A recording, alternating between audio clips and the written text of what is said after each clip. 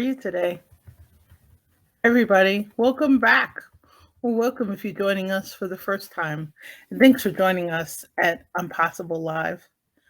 If you're just popping in for the first time, I am probably getting to be the queen of virtual toast. So this one's for you, wherever you are, whatever you're celebrating, whatever you're celebrating your wins, some progress in a project, graduations, vacations, something really good, a milestone in your life. This one is for you. As you're joining us today, I'd love for you to let us know where you're joining us from and if we can help you in some way. Share your gems. What's your zone of genius? What do you want to be known for? And what would you love to get in the process of joining us today for creating connections? So some of you are joining us live, of you are joining us for replays. I love that and really appreciate that. And just wanted to thank you for that. As you're joining us and as we're talking about creating connections, for so many of us, it means different things. So I'd love to ask you, what does creating connections mean to you? Is it the process of introducing yourself to others? Or maybe it's, conversations where you're able to share brand messages or the equivalent of an elevator pitch or meet somebody live and share uh, some I don't know, share some marketing collateral, share some outreach goal. And thank you so much for popping in. And I'm glad Cheryl. Hey, welcome, Cheryl. Hey, Stephen. Hey, Catherine. Thank you so much for joining us. And Cheryl, I love that you're saying up here frozen. I started a few minutes late because the Thunder and Light show was happening here. So there is a chance that we may lose internet connectivity. So thanks for checking on that. But as you're creating connections, let us know again. Catherine's joining us from Nebraska. And Stephen, you're where are you popping in from? I think you may be popping in from Colorado, if I remember correctly. And Cheryl, are you joining us from New Jersey or are you on the Lido deck of a beautiful cruise? I hope we reconnect there soon again. But in this process of creating connections, and what does it mean to you? Are you doing it in person? Are you doing it on social media? Are you doing hybrid, kind of a mix? In person or what I call, thanks Stephen, I thought it was Colorado and I can't wait. Your state is on my destination bucket list for 2023, so I'm hoping to get out there. As you're creating connections, are you trying to build an email list? Are you looking for discovery calls? Are you maybe hosting an event and you're looking for amazing guests or people to pop in to buy your book, come meet your team? It could be a variety of things. The thing took me a while to really define what creating connections meant to me. And part of that was as an introvert. This introvert had a hard time defining it because I was in a crowded industry that told you what to say, gave you industry newsletters. Um, I was in promotional products, and women in my local area, we must have read the same article in ASI, in the Counselor, where they suggested that if you built the word promotions into your name, that that was the way to let people know that you were in promotional products. And I love it because Catherine's saying she's looking to book discovery calls. She should be building an email list, but it's not her main focus right now. Catherine, you continue to rock because in our previous discussions, discovery calls are definitely your way of that. We'll meet amazing event support professionals like you, and we'll know that you're kind of there to help us. I think the thing after stumbling on what creating connections meant, that in the process of working with clients and helping them try to open doors at events, before events, during events, just the process of helping them create conversations, that the industry speak, just like naming promotions in our name as advertising specialty distributors, the industry speak. I'll admit it, I'm a little bit of a disruptor. And whatever the term is, I don't want to use it. I want to explore and find other terms that are helping us differentiate ourselves. And I think that for me kind of led that process of working with others on it and with following industry speak that made us feel like we were a commodity and trying to break out of that, that it really led me to move from the calls to action that people are talking about. One of the gems was shared with me by my tech guru, Rick Shearer of Network Fusion, who I absolutely adore. Rick did a presentation for us early on in the Be Visible days when I was starting to just host hybrid events in the beginning. And Rick mentioned calls to connect. That was the jam. The introvert that day was kind of hiding behind a Zoom screen. So all my remote guests, my virtual guests could see me while I had a room of live guests and presenters who were entertaining us and delighting us with gems. And in that day of taking my notes, I kept writing these big circles around calls to connect. For me, that's what creating connections means. And I love to share it with you because it may offer some gems for you, whether you're an introvert, whether you're an extrovert, whether you're in the middle, you're an omnivert, kind of wavering between the two, or you're an ambivert, which I now am a trained ambivert, to kind of fluctuate back and forth between the two. And I think the way under creating calls to connect in today's world, if we focus on creating what I'm now calling my blend, meaning your blend, that mix of in person, online, whatever it means to you, if you create my blend, almost as if it's an amazing coffee blend or a delightful cappuccino, or you're mixing the perfect chai, or you're making that great foam on the top of the cappuccino that I always love, and to customize them for you personally, customize them, come up with the equivalent of my brand blend. Or when you're building a team, a blend for your team, my team blend. And it may sound a little interesting if you're in direct sales, if you're in leadership, if you work for a not for profit, but each customized blend that you're able to build can help you differentiate yourself in a crowded or specialized industry. So I could say for Mel, really, I have a coffee, a cappuccino, or a tea or liquid libations blend. And friends will let you know champagne's my drink of choice when we have a chance to meet in person and toast. And one of the things I'd love to encourage you to do is become a scientist or an alchemist as you're designing your blend, as you're updating it, as you're refining them. And really to think of what that looks like, that gap that we can fill in, that perspective that's unique. It'll help others know kind of our gem, our jam, our zones of genius, so to speak.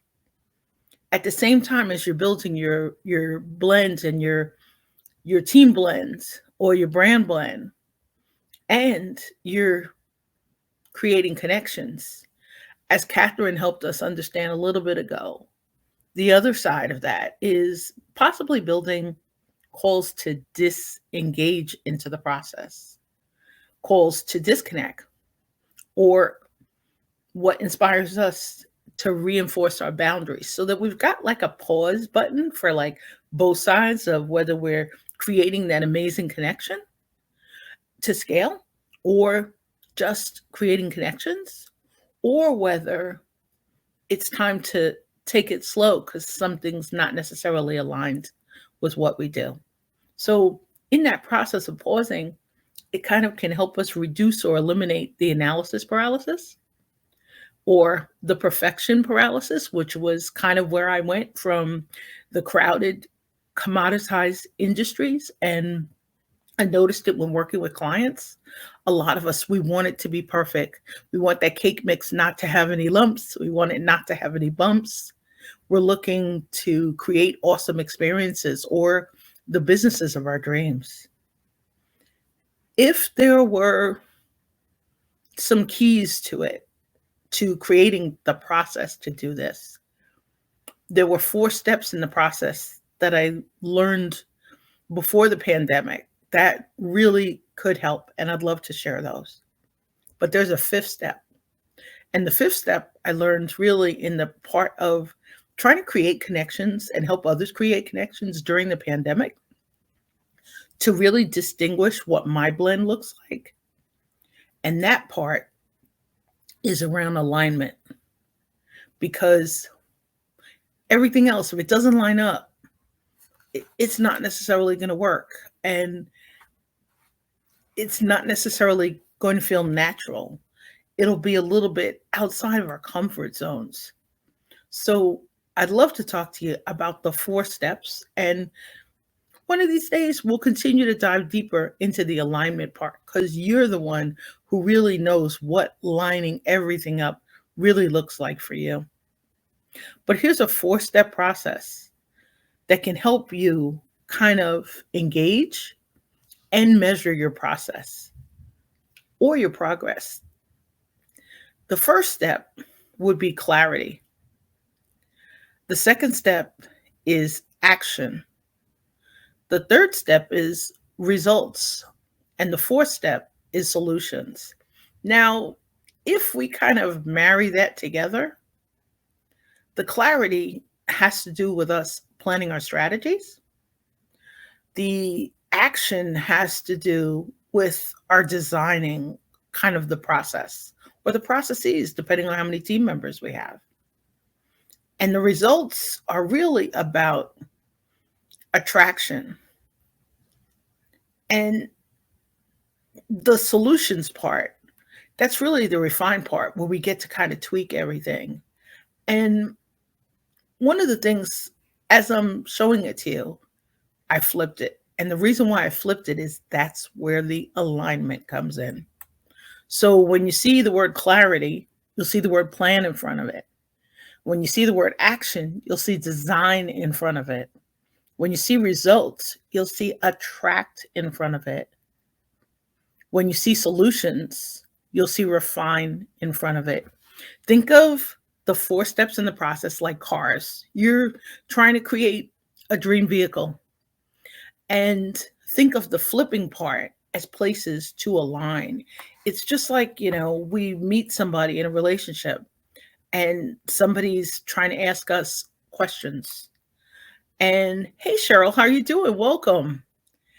And they're trying to ask us questions about to either get to know us a little better, to help us identify problems, to see if we're a good fit, to see if we're in alignment. And that part about the questions, we always have to try, hopefully in the best world, to ask them with kindness and grace. And really to accept that it's a process of acceptance, of deep listening, of trying to design a blend of tools that we can carry around in a toolkit. And that's what this 4-step process is about. I flipped it because I've been meeting with a lot of people lately who are talking about having dyslexia or being dyslexic, or saying that they need the structure before they need the theme. So you're planning, you're designing, you're attracting, and you're refining. That's the structure. And you need that structure before you build the process. I hope it makes a little bit of sense. Or I'd love to continue our wonderful discussions about whether it works for you, because everything's got a pause. It's got a vibe, it's got a beat. The alignment. Are you able in safety to examine what works for you? Are you able to show the passengers in your dream vehicle or your cars during your process that you've got them? Previous conversation, we were talking about if you're in financial services, if you're in cybersecurity, if you're in insurance, if you're in equipment or protective services, for example, maybe you're selling safety equipment or apparel, or you're in compliance, you're in industries where keeping people safe, that's the industry. In the process of trying to create connections, if you show up in a way without a process, without a plan, without a design, without really trying to attract the people you're trying to reach and really refining it, you can make somebody really feel unsafe and kind of creeped out, more like we're in the Addams Family or hanging out with Uncle Fester, than in a networking event we're creating connections. This process of creating a process and lining it up with the structure is so your process of trying to create connections doesn't bust all of your comfort zones at the same time. It doesn't expand all of them, because sometimes we have days where we just need to stay in our zone, stay in our shell, stay on the track that we're on, where hopefully we're just building relationships with people who really get us, who we'd love to sit next to on the bus or the subway. And somehow in here, under this, in your plans you're designing to attract the right audiences and that you're refining them and trying to tweak, we need to build exit zones, just like we talked about safety zones. Make sure the passengers in your dream vehicle feel like they're the driver, not just the passenger. They can see where the doorknobs are. They know where the sunroof is. They know how to turn on the radio and the sound system when their favorite jam comes on, or they know how to change the radio station, and that they know how to operate the controls. Those would be keys, I would say, as we're in this process of trying to create connections and just trying to hopefully find others who either are willing to hear our vibes or our beats or our messages. Sometimes I think as we're hanging out more and more on social media or in other settings, we're not really sure where we're going. And that part of creating connections, Stephen said it, and I really appreciate it in a poll recently, that it's about strategic networking. You're going to see my next poll pop up soon, and strategic networking is going to be a choice, because Stephen said it in a really clear way. And Lisa Yober said it, and I really heard it. It's strategic, but we don't want to always feel like we're stuck in our own head or we're stuck in our own zone. But if you're in that process of trying to